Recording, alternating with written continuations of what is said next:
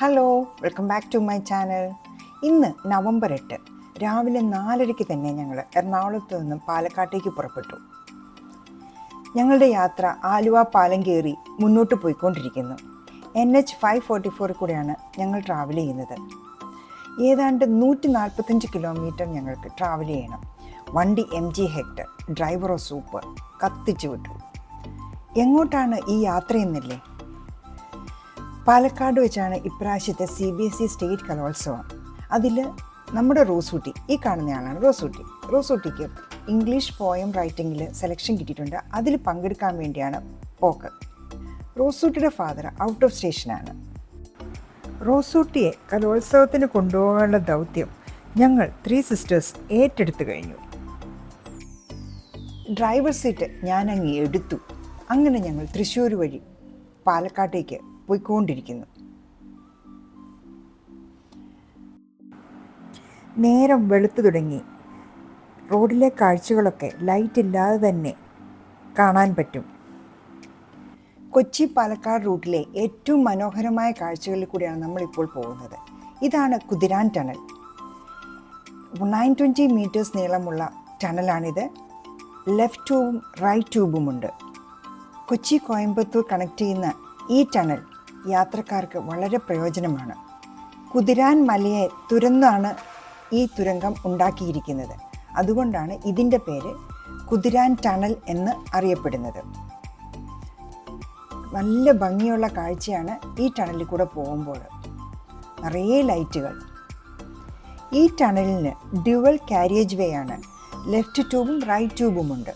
അതുകൊണ്ട് വൺ സൈഡിലേക്ക് മാത്രമേ നമ്മുടെ ട്യൂബിൽ കൂടെ വണ്ടികൾ പോകുള്ളൂ. ഒരു ചെറിയ ബ്രേക്കിനായി ഞങ്ങൾ വണ്ടി നിർത്തി പാക്ക് ചെയ്തുകൊണ്ടിരുന്നിരുന്ന അത്യാവശ്യം ഫുഡുകൾ, അതായത് ഏത്തപ്പഴം പുഴുങ്ങിയത്, മുട്ട പുഴുങ്ങിയത്, വട്ടയപ്പം, ഇവയെല്ലാം ഞങ്ങൾ കഴിച്ച് യാത്ര തുടർന്നു.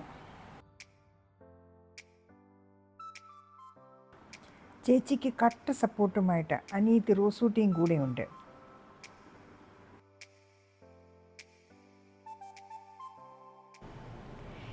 കഴിഞ്ഞ തലമുറയിൽ ഓരോ വീട്ടിലും അംഗസംഖ്യ കൂടുതലായിരുന്നതുകൊണ്ട് ഏത് നാട്ടിൽ ചെന്നാലും ബന്ധുക്കൾ കാണും. അങ്ങനെ പാലക്കാട് സതീഷിൻ്റെയും സോണിയയുടെയും വീട്ടിലെത്തി ഉഗ്രൻ ബ്രേക്ക്ഫാസ്റ്റും കഴിഞ്ഞ് ഞങ്ങൾ ക്യാമ്പസിലേക്ക് പുറപ്പെട്ടു. അഹല്യ ക്യാമ്പസിലാണ് കലോത്സവം നടക്കുന്നത്. റോസൂട്ടിയുടെ ചെസ് നമ്പർ കിട്ടി. 10:30 കോമ്പറ്റീഷൻ സ്റ്റാർട്ട് ചെയ്യുന്നത്. റൂം നമ്പർ 22 ആണ്. റോസൂട്ടിയെ കോമ്പറ്റീഷന് വിട്ടിട്ട് ഞങ്ങൾ എല്ലായിടും ഒന്ന് ചുറ്റിയടിച്ച് കാണാൻ വേണ്ടി ഇറങ്ങി.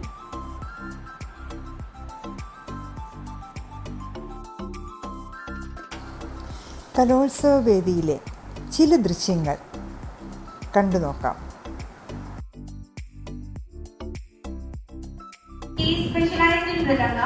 He had made Mridangam in Kerala Kalamandalam. He had total 6 years experience and he also have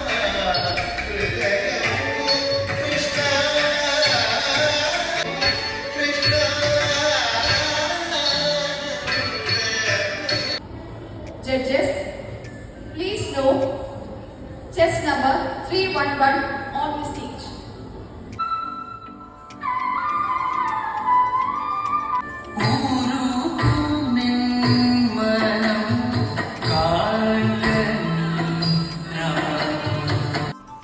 full makeup വിട്ട് തൻ്റെ ഊഴത്തിനായി കാത്തു നിൽക്കുന്ന ഒരു നർത്തകി. കോട്ടയത്ത് ഒരു സ്കൂളിൽ നിന്ന് വന്ന മാർഗംകളിക്കാർ റെഡിയായി നിൽക്കുകയാണ്. അവരുടെ ഊഴം ആയിട്ടില്ല.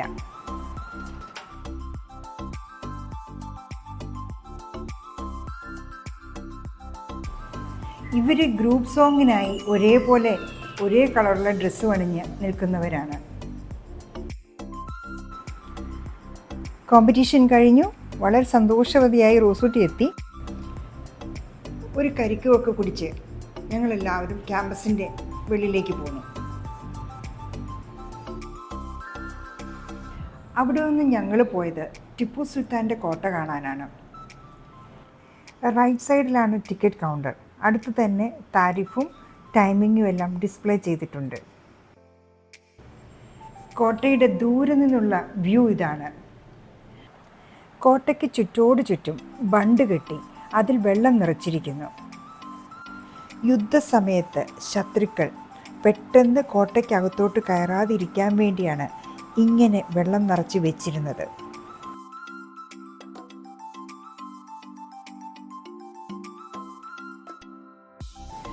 ഇപ്പോൾ ഈ വെള്ളത്തിലെല്ലാം നിറയെ ആമകളുണ്ട്. അങ്ങനെ ഞങ്ങൾ നടന്ന് കോട്ടയുടെ അകത്തേക്ക് പോവുകയാണ്. ഈ കോട്ട മുഴുവൻ നിർമ്മിച്ചിരിക്കുന്നത് കരിങ്കല്ലിലാണ്.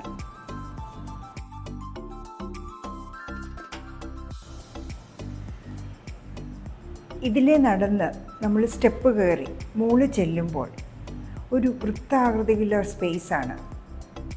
ഇതിനു മുകളിൽ മറഞ്ഞു നിന്നാണ് സൈനികർ ശത്രുക്കളെ ആക്രമിച്ചിരുന്നത്. തടിയിൽ കൊത്തുപണികളോടുകൂടിയ ഒരു വലിയ ഡോറുണ്ട്. അത് കടന്ന് അകത്തോട്ട് കയറിയാൽ നമ്മൾ കാണുന്ന ഹനുമാൻ കോവിലാണ്. ഈ ഡോറ് വഴി വെളിയിലോട്ട് നോക്കിയാൽ ഇന്ത്യൻ ഫ്ലാഗ് ഉയർന്നു പറക്കുന്നത് കാണാം.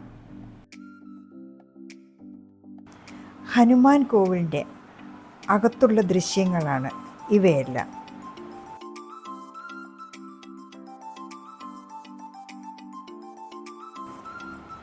കോട്ടയുടെ മറ്റൊരു ഭാഗത്തു നിന്നുള്ള കാഴ്ചയാണിത്.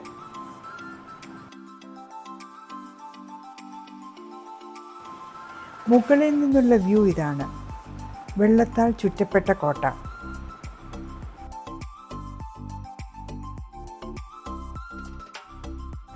കോട്ടയുടെ നേരെ ഓപ്പോസിറ്റായിട്ട് ഒരു മൈതാനമുണ്ട്.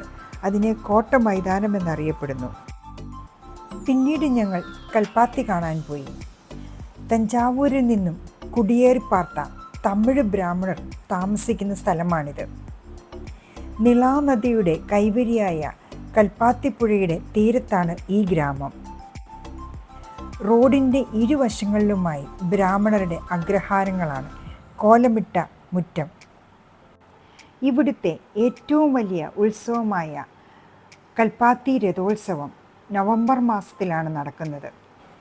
കൽപ്പാത്തിയിലെ പ്രധാനപ്പെട്ട 4 ക്ഷേത്രങ്ങളിൽ നിന്നെത്തുന്ന രഥങ്ങൾ വിശാലാക്ഷി ക്ഷേത്രത്തിൻ്റെ തെരുവിൽ ഒത്തുചേരുന്നു. പിന്നീട് ഒന്നിച്ചു വലിയ സംഘമായി മുന്നോട്ടു പോകുന്നു. മനോഹരമായി അലങ്കരിച്ച രഥങ്ങളാണ് രഥോത്സവത്തിൻ്റെ ഏറ്റവും വലിയ ആകർഷണം. രഥോത്സവത്തിന് കൊടിയേറി 5ാം തിരുനാൾ അർദ്ധരാത്രിയിലുള്ള ദേവരഥ സംഗമം കണ്ടു തൊഴുന്നത് ശ്രേഷ്ഠവും പുണ്യവും എന്നാണ് വിശ്വാസം. അലങ്കാരപ്പണികളും കൊത്തുപണികളും ഓൾറെഡി സ്റ്റാർട്ട് ചെയ്തിരിക്കുന്ന രഥങ്ങളാണ് ഈ കാണുന്നതെല്ലാം. മനോഹരമായി അലങ്കരിച്ച രഥങ്ങളാണ് രഥോത്സവത്തിൻ്റെ ഏറ്റവും വലിയ ആകർഷണം. ഉത്സവത്തിൻ്റെ അന്ന് ഈ രഥങ്ങൾ വലിക്കുന്നത് മനുഷ്യർ തന്നെയാണ്. വളരെ ഫേമസ് ആയ പൊന്നുമാമി അച്ചാർ ഈ ക്ഷേത്രത്തിനോട് തൊട്ടടുത്ത് തന്നെയാണ്. കണ്ണിമാങ്ങ, നെല്ലിക്ക, നാരങ്ങ, പിന്നെ ദോശയ്ക്കുള്ള കൂട്ടാനുള്ള പൊടികൾ, പിന്നെ ചമ്മന്തിപ്പൊടികൾ, എന്ത് വേണം എല്ലാം അവിടെയുണ്ട്. കണ്ണിമാങ്ങയും അച്ചാറുകളുമൊക്കെ ഞങ്ങളും വാങ്ങി.